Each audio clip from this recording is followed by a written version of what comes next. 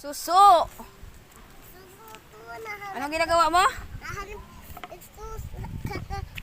O, upo ka dyan, sit down. Lutuin mo yan, lutuin mo yan. Ipaluto mo kay Tita Nabel yan. Upo ka lang. Wala yan laman. Oo nga, tingin ka dito, tingin. Wala yan laman.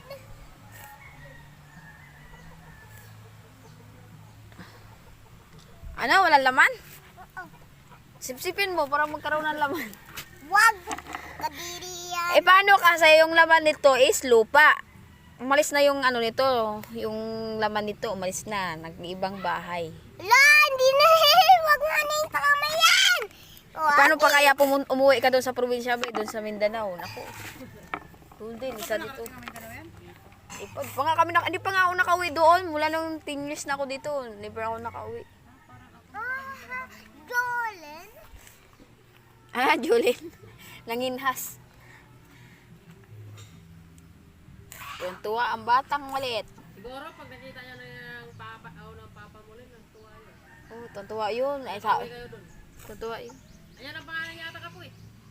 Sunod yung ano, yung yung kapatid ko. Yan mo ni Jolen. Kuya ko yung si Toto. Ready? 1. Count. Ano ta? Oh, ano yan? Jolen. Ting, Jolen. ting, ting, ting. Yolens. Yolens. Jolen. Nanginas siya, oh. Naghanap ng suso. Andito. Dito doon sa tiniman mo. Pero yari talaga, pinagtripan niya. Alam mo sila nagkuha niyan? Ang gano'n yan, ito. Mahilig yan. Takot na siya magkuha ulit. Ang ganda pa naman. Nag-inarutan ano yan.